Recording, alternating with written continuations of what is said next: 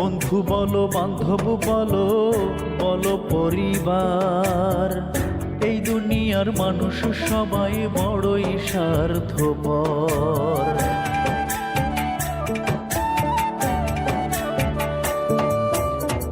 বন্ধু বলো বান্ধব বলো বলো পরিবার, স্বার্থ ছাড়া তোমার পাশে দেখবে কেউ নাই আর। টাকা ছাড়া সবই ফাঁকা, টাকা ছাড়া সবই ফাঁকা, যার নাই সে বোঝে টাকার মূল্য কি।